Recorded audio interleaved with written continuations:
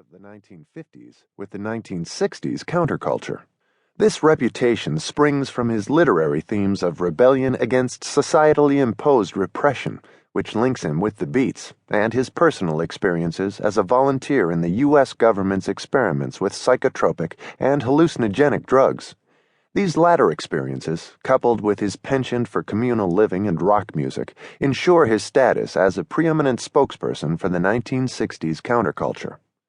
Kesey was born in La Junta, Colorado in 1935. While he was still a child, he moved to Oregon with his family.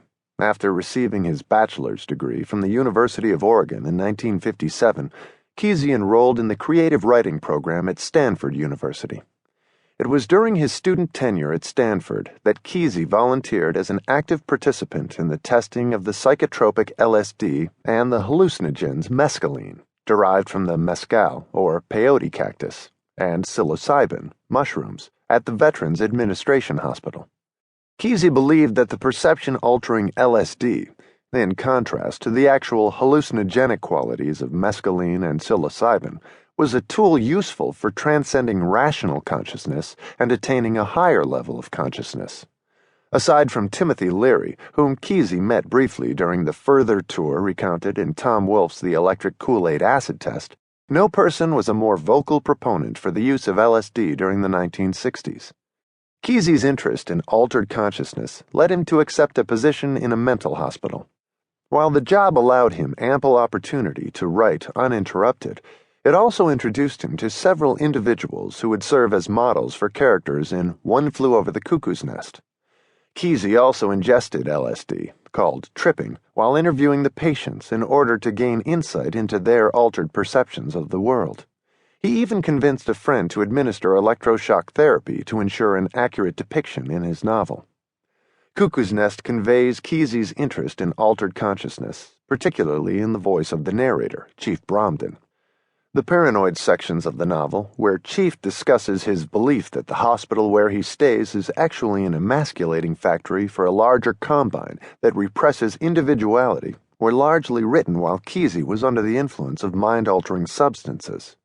Following the publication of One Flew Over the Cuckoo's Nest, Kesey formed the Merry Pranksters, a group that included Neil Cassidy, Jack Kerouac's friend and inspiration for the character Dean Moriarty in the beat novel On the Road.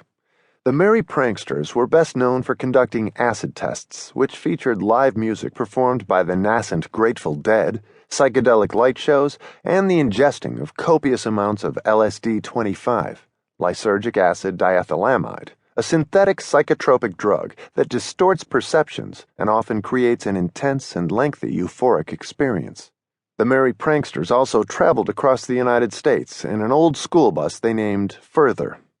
The success of his novel enabled Kesey to purchase a farm outside La Junta, California. His and the Merry Pranksters' increasingly public experiments with LSD led to legal investigations into their activities.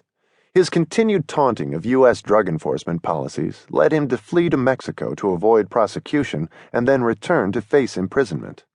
Upon his release, he returned to his family's farm in Oregon, where he raised 4 children with his wife, whom he married in 1957.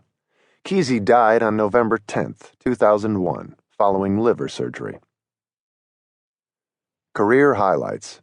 Besides One Flew Over the Cuckoo's Nest, Kesey went on to write Sometimes a Great Notion, published by Viking in 1964, Kesey's Garage Sale.